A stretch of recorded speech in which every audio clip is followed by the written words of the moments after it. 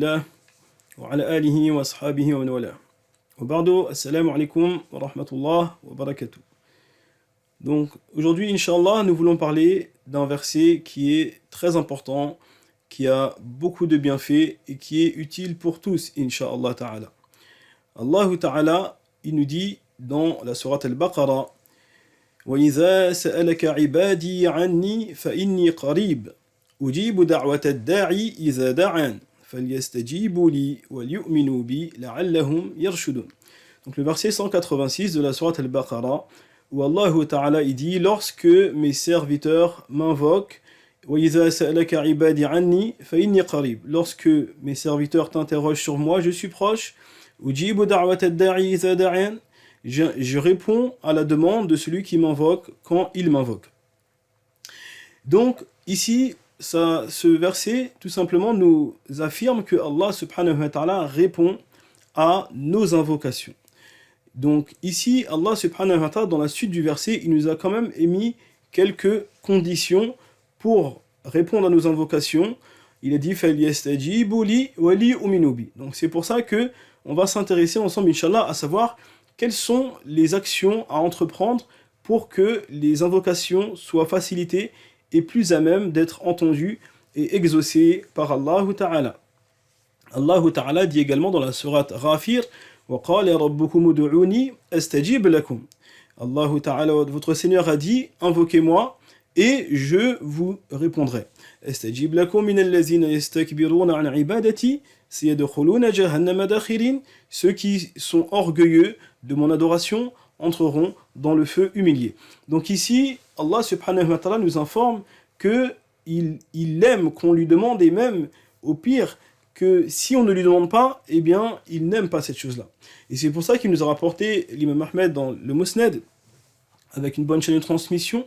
Le prophète sallallahu alayhi wa sallam a dit « Man lam yas'alillah yaghdab alayhi » Il a dit à Nabi sallallahu alayhi wa sallam, celui qui ne demande pas à Allah, qui n'invoque pas Allah, qui ne demande rien, Allah, il se met en colère contre lui.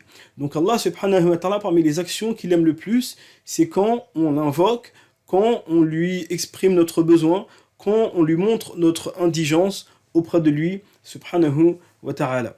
Donc maintenant qu'on a compris ça, il faut comprendre que Allah subhanahu wa ta'ala, eh bien, il a mis des conditions à cela. Donc dans le verset, on revient à notre verset de la sourate Al-Baqarah, quand il dit فَلْيَسْتَجِيبُوا لِي وَلْيُؤْمِنُوا بِي. Donc ici, certains exégèses, ils nous disent فَلْيَتْلُبُوا donc ijabat, il nous dit que ici, Allah subhanahu wa ta'ala nous appelle à lui demander et à rechercher les causes par lesquelles il va nous exaucer, Et d'autres, ils disent فَلْيَسْتَجِيبُوا لِي وَلْيُؤْمِنُوا بِي. Allah subhanahu wa ta'ala nous dit qu'il me demande et qu'il croit en moi. Donc en fait, il nous appelle ici à l'obéissance. Il nous appelle à la foi et à l'obéissance. Il a dit qu'il croit en moi, لَعَلَّهُمْ يَرْشُدُونَ, afin qu'il soit bien guidé, dans le sens que si donc on est croyant, on met la foi dans notre vie et on met l'obéissance dans notre vie, et bien c'est une cause pour laquelle Allah Ta'ala va exaucer nos invocations. Parmi les exégètes qui ont émis cet avis-là, on a l'imam Mujahid par exemple, comme il est mentionné dans le tafsir d'Ibn Kathir. Donc le Nabi sallallahu alayhi wa sallam, pour cela, il nous avait dit, comme l'a rapporté Abu Sa'id al-Khudri, avec une bonne chaîne de transmission, quand l'un de vous, il invoque Allah subhanahu wa ta'ala, eh bien Allah va lui donner une de trois choses. Quand l'un de vous, il invoque Allah subhanahu wa ta'ala, Allah automatiquement va lui accorder une de trois choses. Il a dit, soit il va lui accorder ce qu'il a demandé, donc la première chose, soit Allah subhanahu wa ta'ala va lui donner ce qu'il a demandé, soit il va garder son invocation auprès de lui pour l'akhira. Donc Allah subhanahu wa ta'ala, il va pas répondre tout de suite. Par exemple, moi je veux un bien tout de suite, mais Allah subhanahu wa ta'ala, il veut le mieux pour moi, c'est qu'il me le garde pour l'au-delà. Pourquoi ? Parce que ce qu'il y a auprès d'Allah, khayrun wa abqa, ce qu'il y a dans l'akhira, va rester et va perdurer. Contrairement au fait que si Allah subhanahu wa ta'ala me répond tout de suite à ma demande ici-bas, eh bien, le bien d'ici-bas, je vais l'utiliser, et après, donc, ça va disparaître. Ce sera voué donc à perte. Donc, tout ce qui est dans cette dunya est voué à la perte. Kullu man alayha fan. Et il nous a dit, troisième option, il nous a dit, ou soit Allah subhanahu wa ta'ala, il va éloigner de la personne une nuisance. Fayasrifu anhu minassu mislaha. Il va éloigner de lui une nuisance équivalente à la demande qu'il a faite.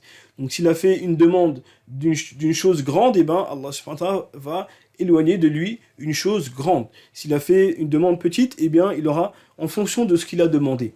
Et quand il a dit ça, le Nabi sallallahu alayhi wa sallam aux compagnons, ils ont dit, ah Rasulallah, izan nuksir. Donc si c'est ainsi, on va faire beaucoup de dua, puisqu'au final, Allah, il va toujours nous donner quelque chose. Hein? Soit il va répondre à notre demande, soit il va nous le garder pour l'au-delà, ou soit il va nous éloigner une nuisance de la même quantité. Donc ils ont dit, ya Rasulallah, on va faire beaucoup de dua. Et le Nabi sallallahu alayhi wa sallam, il a dit, bel Allahu aksar. Il a dit, Allah, il est encore plus grand que cela. C'est-à-dire, Allah, il est riche. Ça ne va pas lui coûter quoi que ce soit de répondre à vos du'as. Comme il nous était venu dans le hadith al-Qudsi, Allah Ta'ala, il a dit, لَوْ أَنَّ أَوَّلَكُمْ وَآخِرَكُمْ وَإِنسَكُمْ وَجِنَّكُمْ قَامُوا في سعيد واحد فسألوني فأعطيت كل واحد مسألة ما نقص ذلك مما عندي كما ينقص المخيط إذا أدخل البحر. Il nous a dit, si tous les hommes et les génies du premier au dernier, vous vous mettiez à une seule place et vous m'invoquiez, vous me demandiez tout ce que vous voulez et que je vous l'accordais, cela n'enlèverait rien à ma puissance que comme lorsque l'un d'entre vous, il rentre une aiguille dans la mer et qu'il la ressort. Donc imaginez-vous, quand vous rentrez une aiguille dans la mer et vous la ressortez, qu'est-ce qui se passe? Vous allez revenir avec une petite goutte et encore la goutte elle va retomber. Donc on va rien enlever de la puissance et de la richesse d'Allah subhanahu wa ta'ala quand il répond à nos du'as. Et c'est pour ça qu'il disait, An-Nabi sallallahu alayhi wa sallam, Udu'ullah wa antum muqinun bil-ijaba. Il disait, An-Nabi sallallahu alayhi wa sallam, quand vous demandez à Allah, eh bien invoquez-le en étant sûr et certain qu'il va vous répondre. En étant sûr et certain qu'il va vous répondre. Et ça, c'est une des causes pour lesquelles Allah subhanahu wa ta'ala, il exauce les du'as. Parce que il voit la confiance qu'on met en lui. Comme quand Nabi sallallahu alayhi wa sallam, il était avec Abu Bakr fil ghar, il a dit Ma zannuka bisnayn Allahu salisuhuma.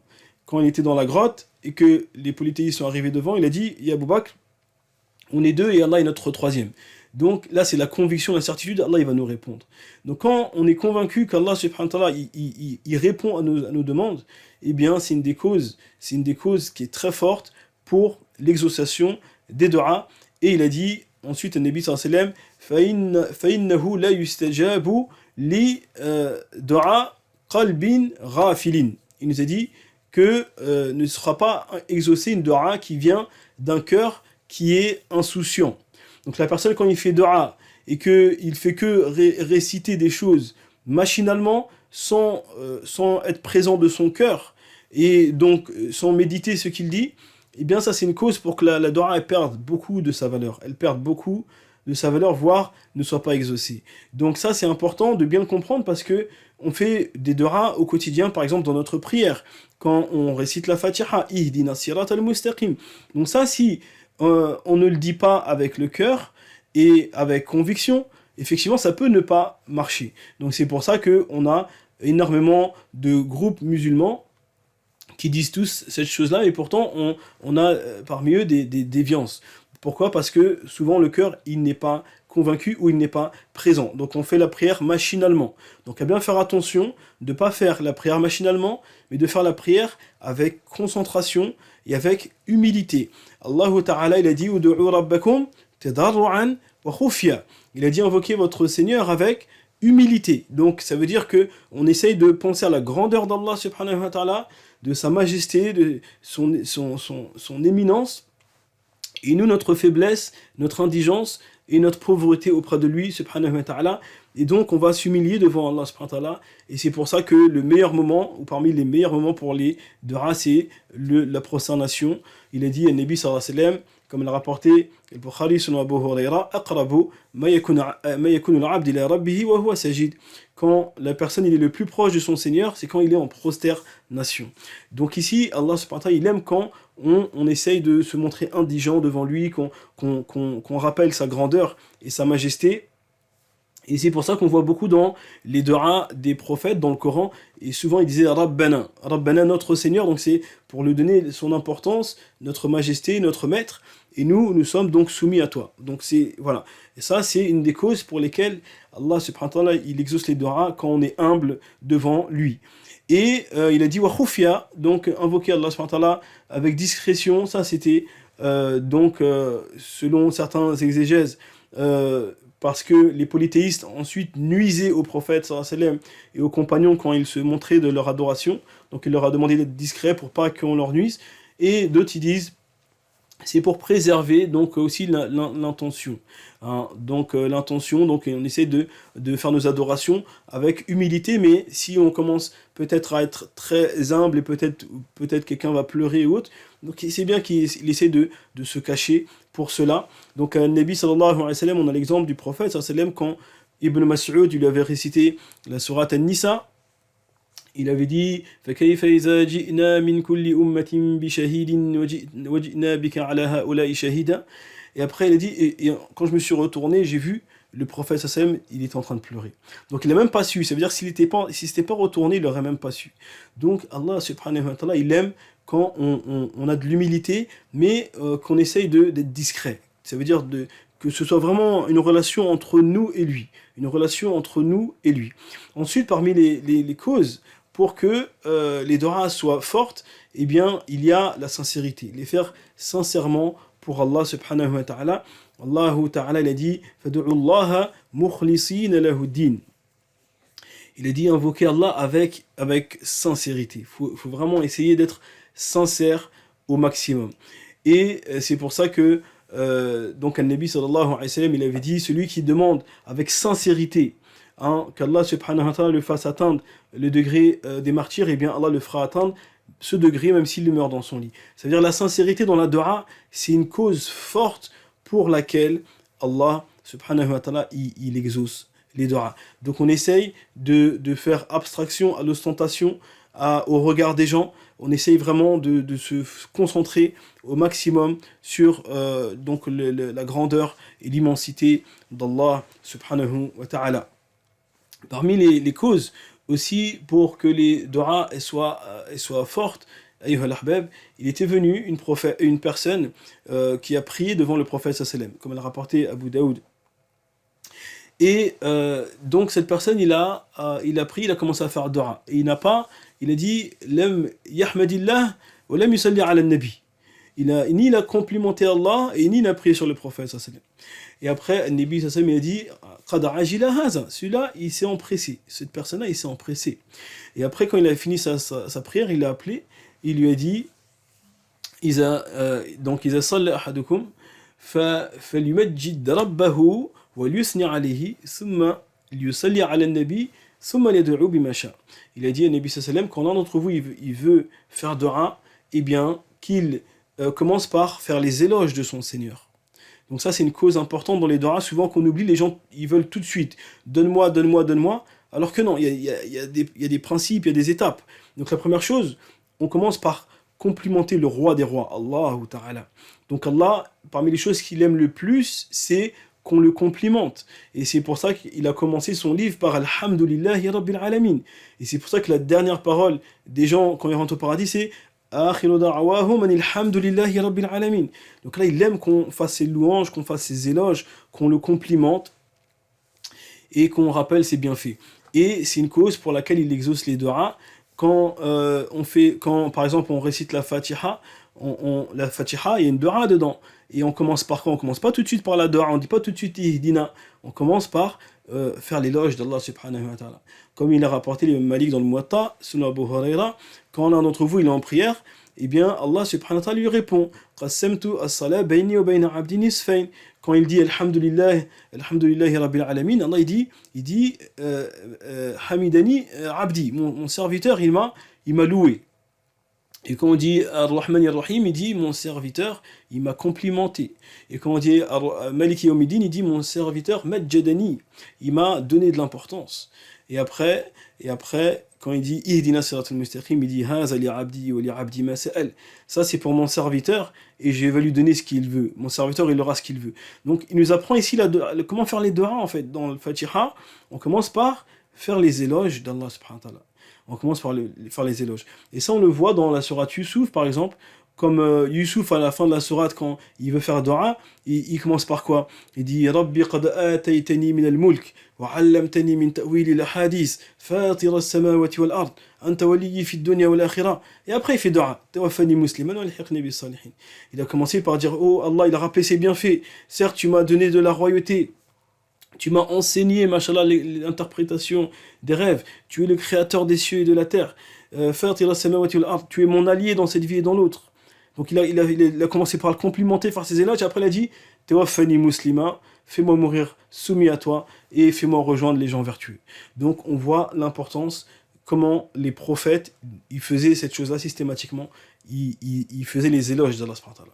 Donc ici, quand Nabi sallallahu alayhi wa sallam il a vu cette personne, eh bien, il a commencé par lui dire, déjà, complimente Allah, donne-lui de l'importance. Et ensuite, eh bien, il a dit ensuite, prie sur le prophète, sallallahu alayhi wa sallam. Donc, très important, chose que souvent on oublie, c'est la prière sur le prophète, sallallahu alayhi wa sallam. Donc, le fait de prier sur le prophète et sa famille une fois, eh bien, Allah, il prie sur nous et nos familles 10 fois. Allahu Akbar. Donc, Allah, il aime beaucoup, beaucoup, beaucoup qu'on prie sur le prophète, sallallahu alayhi wa sallam. Inna Allah wa malaikatahu yusalluna ala nabiyya ayyuhallazina amanu sallu alayhi wa sallimu taslima. Allah, il a dit, Allah et ses anges, ils prient et donc, sur le prophète, sallallahu alayhi wa sallam. Donc, on sait que la prière d'Allah Ta'ala, c'est qui fait ses éloges auprès des anges. Et donc, vous les croyants, priez sur lui et passez-lui le salam. Donc c'est très important, ça pour l'exaucation des doigts, on essaye systématiquement de prier sur Nabi sallallahu alayhi wa sallam. Vous voyez quand on fait la prière, le tashahoud à la fin, eh bien on fait la tahiyyat, après on prie sur le prophète sallallahu alayhi wa sallam, Allahumma salli ala Muhammad, et après on fait les doigts de la fin du tashahoud. Donc la prière sur le prophète sallallahu alayhi wa sallam, c'est très important pour l'exaucation des doigts. Aussi, ayyuha al-ahbab, parmi les causes aussi pour que les doigts aussi soient fortes auprès d'Allah subhanahu wa ta'ala, il nous a dit, et Nabi sallam, comme il rapportait à Tirmizi selon Salman al-Farisi, il a dit Inna Allah hayyun karim yastahi min abdihi idha rafa'a ilayhi yadayhi an yaruddahuma sifra wa fi riwaya kha'ibatayn. Il a dit Allah ta'ala, il est quelqu'un de noble et de généreux, et donc si on peut traduire ça comme ça, il n'ose pas, quand son serviteur lève ses mains vers lui, les renvoyer vides. Donc quand une personne il lève ses mains vers Allah subhanahu wa ta'ala, donc c'est une forme d'indigence en fait, c'est le demandeur. C'est comme comme le mendiant qui lève ses mains, il demande et il baisse la tête, etc. Et bien ça c'est ce qu'on fait pour Allah subhanahu wa ta'ala. On montre l'indigence devant Allah subhanahu wa ta'ala. Allah subhanahu wa ta'ala dit Ya ayyuhan nas, antumul fuqara ila Allah. Wallah huwa al-ghani al-hamid. Il a dit oh gens, vous êtes les pauvres devant Allah. Il n'y a pas quelqu'un d'entre nous sans qu'il a besoin d'Allah subhanahu wa ta'ala. Et il a dit, mais Allah, lui, c'est le riche, celui qui se passe du monde entier, Al-Hamid, celui qui est le louable. Donc, et quand on lève les mains vers Allah, c'est quand le prophète Sam levait les mains, c'était un signe donc de montrer son indigence à Allah subhanahu wa ta'ala. Donc, on sait que certains endroits, le prophète Sam ne levait pas les mains, par exemple dans la prière du Jumu'ah, etc. Mais la base, quand il n'y a pas de constat particulier, eh bien, c'est bien de lever les mains pour justement faciliter, encore une fois, les causes à donc l'exaucation des doigts. Aussi, comme il nous a dit, Nabi sallallahu alayhi wa sallam, le hadith il est في الصحيحين selon Abu Huraira, إن الله لا يزال يستجيب لأحدكم ما لم يعجل. يقول دعوت ربي فلم يستجب لي. Il a dit, Nabi sallallahu alayhi wa sallam, dans ce hadith qui est sahih, il a dit, il ne cesse pas de répondre à l'un de vous. L'invocation de l'un de vous ne cesse pas d'être exaucée tant qu'il ne s'empresse pas. Il dit, j'ai invoqué mon Seigneur et il ne m'a pas exaucé. J'ai invoqué mon Seigneur, il ne m'a pas exaucé. Quand les Sahaba, certains ils ont demandé, mais l'istirjal, ya Rasul, c'est quoi le son pressé? Il dit, قد دعوت فلم يستجب لي, قد دعوت فلم يستجب لي, فيستحسر فيترك الدعاء.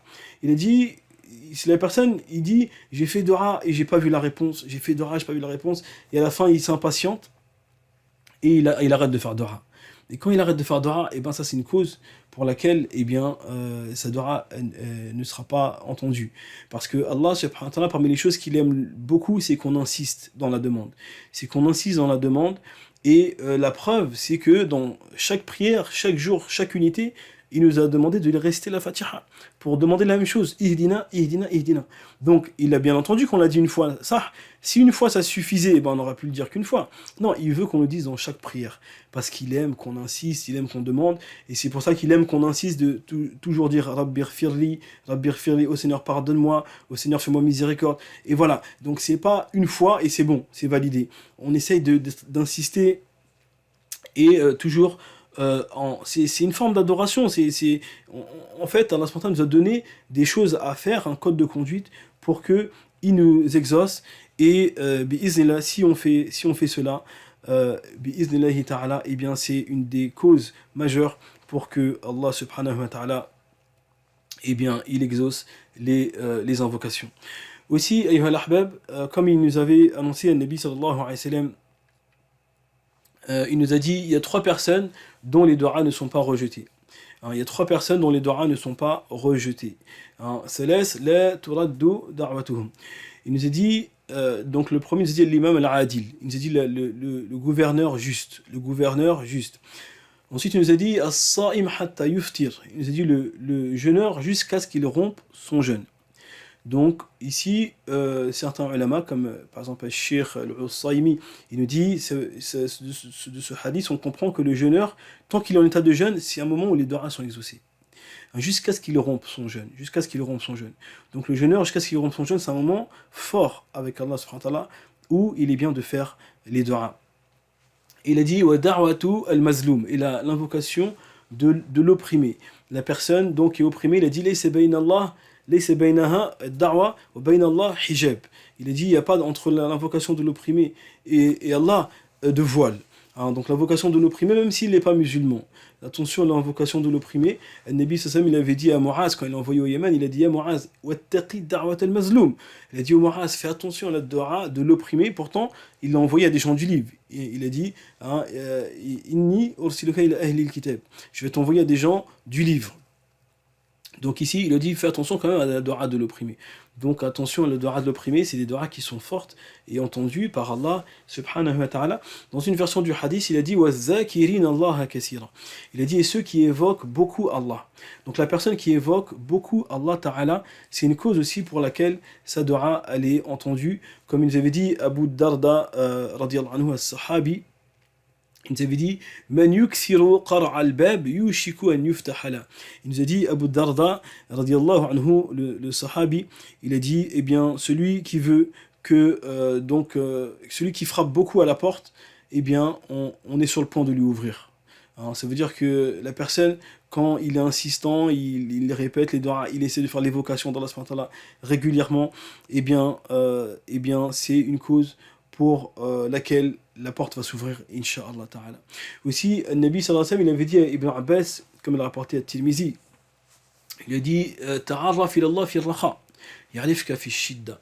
Il a dit connais Allah dans l'aisance et Allah te connaîtra dans la difficulté. Donc beaucoup nous disent, entre autres, ça rentre dans le fait d'évoquer Allah, d'adorer Allah dans la facilité. Quand tout va bien, il faut être avec Allah subhanahu wa ta'ala. Il faut être avec Allah subhanahu wa ta'ala. Et comme il nous l'a rapporté Al-Bayhaqi, rahimahullah, il a dit à Nabi sallallahu alayhi wa sallam, Man sarrahu an yustajaba lahu fi shada'id wal kurab, falyuksir min ad-du'a fi ar-raha. Il nous a dit, Nabi sallallahu alayhi wa sallam, celui qui aimerait qu'on l'exauce quand il est dans les difficultés et dans les épreuves de la vie, eh bien qu'il fasse beaucoup l'évocation d'Allah quand il est dans l'aisance, qu'il fasse beaucoup l'évocation d'Allah et les du'a, il invoque beaucoup Allah quand il est dans l'aisance, et au point qu'il nous est venu un récit aussi qu'il nous a rapporté Ibn Abi Shayba dans Al-Musannaf, eh bien, il a dit que quand la personne il évoque Allah subhanahu wa ta'ala dans l'aisance, eh bien, quand il est dans la difficulté, qu'il invoque Allah subhanahu wa ta'ala, les anges, imaginez-vous, les anges, ils disent quoi? Ils disent Sawtun ma'rouf. Ils disent cette voix-là, on la connaît. Parce qu'ils ont l'habitude de l'entendre dans l'aisance. Ce serviteur-là, eh bien, on l'entend souvent en train d'évoquer Allah. Donc, yashfa'una lah. Ils vont intercéder pour lui. Ils intercèdent pour lui auprès d'Allah subhanahu wa ta'ala. Et ça, c'est ce qu'on retrouve dans le Coran, quand Allah subhanahu wa ta'ala, il nous parle de Yunus, le prophète alayhi salam, il nous dit Lawla, falawla annahu kana min al-musabbihin, la labisa fi batnihi, ila yawmi yub'athun. Il dit, s'il n'était pas parmi les gens qui étaient constamment en train d'évoquer Allah, de glorifier Allah, il serait resté dans le ventre du poisson jusqu'au jour de la résurrection. Allahu Akbar. Donc ici, ce qu'il a, parmi les causes qui a fait qu'Allah il a exaucé Yunus dans le poisson, dans la bouche du poisson, pour être plus précis, et c'est pas dans le ventre, mais dans la bouche, eh bien, c'était parce qu'il était quelqu'un qui évoquait beaucoup Allah Ta'ala. Et contrairement à Pharaon, par exemple, on voit Tariya, Pharaon, quand il a vu la mort, il a dit Amantu annahu la ilaha illa allazi amanat bihi banu Israël. Mais là, c'était trop tard. Pourquoi? Parce qu'il n'a pas évoqué Allah dans l'aisance. Donc à ce moment-là, dans la difficulté, ça n'a pas marché. Jibril alayhi salam lui a bouché la bouche et l'a empêché de terminer. De terminer ce qu'il avait à dire. Aussi, parmi les causes pour lesquelles Allah subhanahu wa ta'ala il exauce les doigts, eh bien c'est de l'invoquer par ses noms. Hein, donc Allah subhanahu wa ta'ala il a dit Walillahi l'asmaul husna fad'uhu biha. Allah a les plus beaux noms, alors invoquez-le avec ses noms. Il a les plus beaux noms, alors invoquez-le avec ses noms. Et il nous dit Al-Qurtubi rahimahullah, eh bien c'est par exemple l'exemple de dire par exemple Irfirli ya Ghaffar, pardonne-moi au pardonneur. Irhamni ya Rahim, fais-moi miséricorde au miséricordieux. Uhkum ya Hakim, donc juge, au toi qui es juge. De dire par exemple Urzuqni ya Razzaq, donne-moi ma subsistance, au pourvoyeur. Tuba alayya ya Tawwab, accepte mon repentir, toi qui es grand, accueillant au repentir, etc. Donc il est important d'essayer de choisir les noms propices pour invoquer Allah subhanahu wa ta'ala et de l'invoquer par ses plus beaux noms. Après, il y a des noms qui sont des noms immenses et sublimes par lesquels Allah subhanahu wa ta'ala exauce les du'as. Une fois, donc, le prophète sallallahu alayhi wa sallam, il avait entendu une personne qui avait invoqué Allah en disant Allahumma inni ashhadu biannaka anta Allah la ilaha illa ant al-ahadu as-samad allazi lam yalid wa lam yulad wa lam yakul lahu kufuwan ahad. Et quand il a dit ça, donc cette personne il a fait cette dua, il a dit je te demande parce que tu es celui qui est le seul en droit d'être adoré, l'unique, as-samad, qui n'a jamais engendré, qui n'a aucun semblable ni équivalent. Et là, quand il a dit ça, Nabi Sassam, il a dit فَقَدْ دَعَ اللَّهِ بِاسْمِهِ الْعَظَمِ الَّذِي إِذَا دُعِيَ بِهِ أَجَبَ وَإِذَا سُئِلَ بِهِ أَعْطَى. Il a dit, il a invoqué Allah par son nom le plus sublime, par lequel, lorsqu'on invoque, il répond aux demandes, et quand on lui demande, il donne. Donc ici, pour beaucoup de savants, il dit c'est le nom As-Samad. Le nom As-Samad, qui est un nom par lequel Allah subhanahu wa ta'ala exauce les du'as.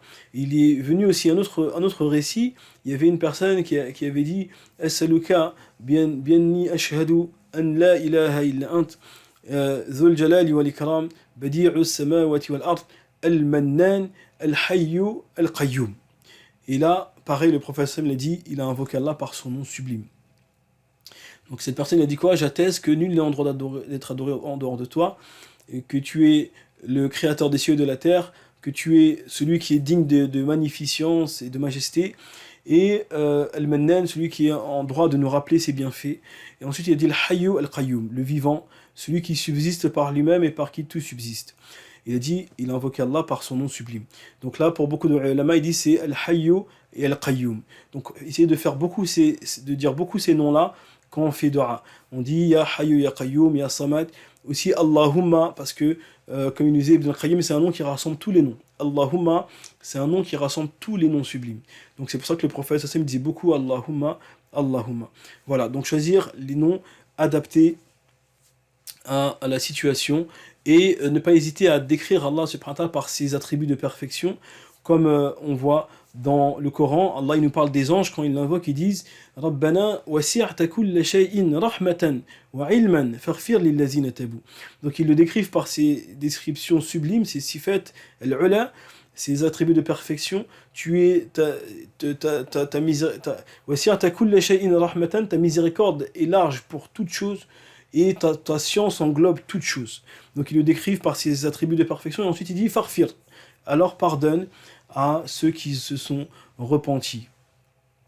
Donc on voit ici l'importance de décrire Allah subhanahu wa ta'ala par ses sifat. Aussi quand Nabi sallam il invoquait Allah, des fois il disait A'udhu biwajhik, je demande protection par ton visage. Aussi il disait A'udhu bi kalimatillahi tammati min sharri ma khalaq, je recherche protection par les paroles d'Allah parfaites. Donc il invoquait par les attributs d'Allah subhanahu wa ta'ala, par les attributs d'Allah parfait et sublime pour atteindre l'objectif de sa dua. Aussi, un Nabi sallallahu alayhi wa sallam, il nous a informé parmi les causes pour lesquelles Allah subhanahu wa ta'ala exauce les du'as, et bien, de par ses actions, il nous montre que le fait de rappeler nos bonnes actions, le fait d'évoquer nos bonnes actions sans que ça rentre dans le men, attention, c'est pas le but de dire Ya Allah j'ai fait donc donne-moi, parce que ça on risque d'échanger nos actions, mais ils nous disent tawassul bil a'mal, c'est des fois aussi c'est bien de rappeler certaines actions, comme dans le Coran. On voit dans le Coran là il dit كان فريق من عبادي يقولون ربنا آمنا فاغفر لنا وارحمنا. Il disait, certains de mes serviteurs, eh bien, ils disaient, oh Seigneur, nous avons cru, alors pardonne-nous et fais-nous miséricorde. Donc ils ont rappelé leurs bonnes actions de l'iman, de la foi, et ensuite ils font la demande. Et pareil, Nabi sallam dans ses du'as, il disait souvent Allahumma laka aslamtu wa bika amantu wa alayka tawakkaltu wa ilayka nabtu wa fika khasamtu wa ilayka hakamtu faghfir li ma qaddamtu. Donc il disait oh Allah, j'ai cru en toi, je me suis soumis à toi, j'ai jugé par toi, j'ai débattu pour toi, je me suis repenti à toi. Alors pardonne-moi ce que j'ai fait de passé, à venir, caché en public, etc. Donc il rappelait ses actions, certaines de ses actions, pour que ce soit une cause pour qu'il soit entendu auprès du roi, le roi des rois, Allah subhanahu wa ta'ala. Effectivement, quand le roi des rois il voit que son serviteur est assidu dans l'adoration, alors effectivement ça donne encore plus envie d'exaucer. Et ça revient au verset qu'on avait mentionné de la sourate Al-Baqarah. Il a dit فَلْيُؤْمِنُوا بِي, donc qu'ils croient en moi, comme ça on va les exaucer. Donc qu'ils fassent les actions, qu'ils œuvrent, et donc l'obéissance à Allah subhanahu wa ta'ala est une cause pour laquelle Allah exauce les du'as. À l'inverse de cela, il nous a parlé à Nabi sallallahu alayhi wa sallam d'une personne. Il nous a dit, comme il a rapporté Muslim, il nous a dit Inna Allah tayyib la yaqbalu illa tayyiban. Allah il est bon, il aime que les bonnes choses. Wa inna Allah amara al-mu'minin bima amara bihi al-mursalin ayyuha ar-rusulu kulu min at-tayyibat wa'malu salihan. Sama zakara ar-rajul yutilu as-safar. Il nous a parlé d'une personne qui est en voyage. Il est dans un long voyage. Ash'ath Arbar, il est ébouriffé de poussière, les cheveux en pagaille, il est rempli de poussière. Yamuddu yadayhi ila sama, donc il lève les mains vers le ciel, donc il a fait une cause. On a dit lever les mains vers le ciel, c'est une cause. Donc là il nous dit, le prophète Sam, il lève ses mains vers le ciel. Il est en détresse, il est perdu au fin fond de nulle part. Yamuddu yadayhi ila sama yaqul ya Rab, ya Rab, il appelle Allah par ses plus beaux noms, et il évoque l'indigence, ça veut dire, oh Seigneur, c'est-à-dire je suis ton esclave. Ya Rab, ya Rab. Donc il a fait les causes, il a invoqué par les noms sublimes, il a levé les mains, il est en détresse, etc. Et pourtant il a dit وَمَا طَعَمُهُ حَرَامٌ وَمَا شَرَبُهُ حَرَامٌ وَمَا لْبَسُهُ حَرَامٌ فَأَنَّى يُسْتَجَابُ لَهُ. Il a dit pourtant sa nourriture elle est de l'illicite, sa boisson elle est de l'illicite, son vêtement il a acquis de l'illicite. Donc comment il va être exaucé cette personne-là? Donc vous voyez, la désobéissance ça peut être une cause forte pour que les du'as ne soient pas valides. Donc on voit cette personne-là ici, pourtant qui avait fait énormément de causes pour que ces du'as soient acceptés, mais le fait qu'il consomme l'illicite, il s'habille avec l'illicite, il a un gain illicite, et bien c'est des causes pour que les du'as soient rejetés. Allahu Akbar. Donc l'obéissance est importante pour l'exauciation des doigts. Et c'est pour ça que les doigts de personnes, plus la personne il est droit avec Allah subhanahu wa ta'ala, plus elle sera forte. Et c'est pour ça qu'il nous a dit, Nabi sallam, comme il l'a rapporté aussi al-Bukhari, selon Abu Huraira, hadith Qudsi, il a dit, Allah Ta'ala, il a dit, Ma taqarraba ilayya abdi bi shay'in ahabba ilayya mimma aftaratuhu alayhi. Il a dit, mon serviteur ne s'est pas rapproché de moi par une chose plus aimée par moi que ce que je lui ai rendu obligatoire. Wa la yazalu abdi yataqarrabu ilayya bin nawafil hatta uhibba. Mon serviteur ne cesse de se rapprocher de moi avec les œuvres surérogatoires jusqu'à ce que je vais l'aimer. فإذا أحببته كنت سمعه الذي يسمع به وبصره الذي يبصر به ويده التي يبطش بها ورجله التي يمشي بها. Et quand je vais l'aimer, mon serviteur, avec les œuvres surérogatoires, alors je vais être sa vue avec laquelle il voit, son ouïe avec laquelle il entend, sa main avec laquelle il frappe, son pied avec lequel il marche. ولئن سألني, et là c'est là que c'est intéressant pour nous, dans le sujet du jour, ولئن سألني لأعطينه ولئن استعاذني لأعيذنه. Il a dit, s'il me demande, je vais lui donner. Et s'il veut que s'il cherche refuge auprès de moi, je vais lui accorder le refuge auprès de moi. Donc ici, ayyuha al-ahbab, on voit que parmi les causes vraiment importantes pour que les doigts soient acceptés, eh bien, c'est la piété. Il faut essayer vraiment d'être droit, de faire les obligations et faire un peu d'effort dans les nafilas. Le fait de faire nafila, c'est des causes pourquoi ? C'est des causes pour que les doigts soient exaucées et qu'elles soient plus fortes. Allah, il va répondre, Allah subhanahu wa ta'ala.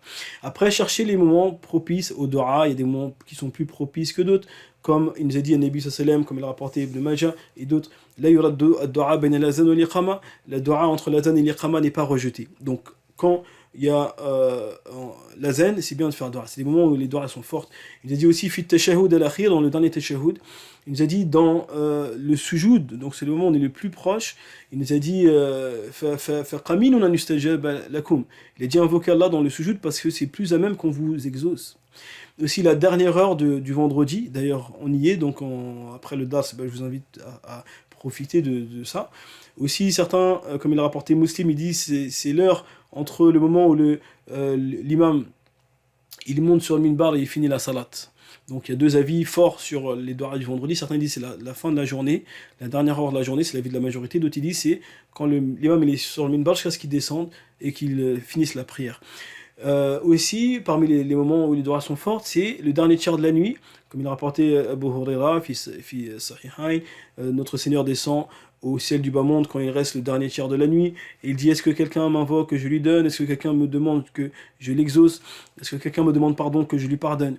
Donc ces moments-là, il faut essayer vraiment de les saisir, de saisir ces moments-là pour faire les doigts. Donc la personne qui jeûne avant l'iftar, la personne donc le vendredi, la dernière heure du vendredi, le dernier tiers de la nuit, comment s'appelle, on a dit, entre l'azan et l'iqama, en prosternation, le dernier tashahhud. Donc machin, il y a énormément de possibilités. Allah nous a vraiment facilité les choses. Et aussi, parmi les doigts les plus fortes, c'est la doigt du jour de Arafat. Voilà. Donc on a fait un peu le tour de ce qui est utile, Inch'Allah, je l'espère, pour que les doigts soient exaucés. N'hésitez pas à réécouter ces informations parce qu'il se peut qu'il y ait quand même une certaine quantité d'informations, mais c'est bien vraiment d'essayer de s'y attacher et de mettre ça dans notre vie. Si on arrive à mettre ça dans notre vie, concrétiser ça, eh bien, que vouloir de plus que nos doigts soient exaucés. Dans tous les cas, on ne s'impatiente pas. Quand on fait doigts, on ne s'impatiente pas de voir la réponse parce qu'on est sûr qu'Allah, si on a fait les causes nécessaires, il va nous répondre.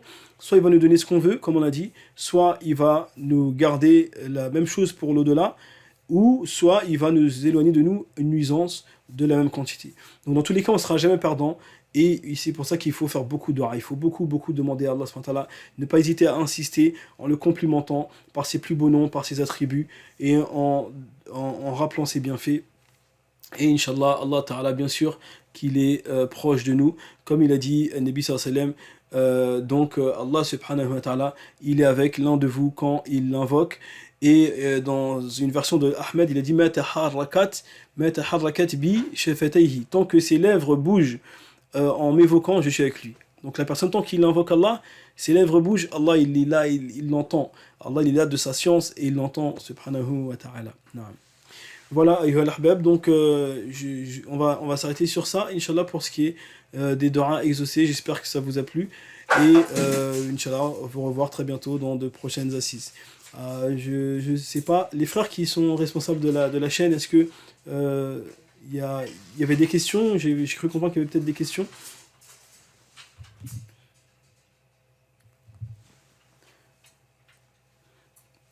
Donc, bah, j'entends pas. En tout cas, je remercie énormément Jannah TV de m'avoir invité pour cette occasion, Inch'Allah. J'espère qu'il y en aura d'autres, qu'Allah il leur accorde la baraka et la réussite dans leurs entreprises et qu'il leur facilite toujours à produire du travail de qualité, comme d'habitude, Inch'Allah.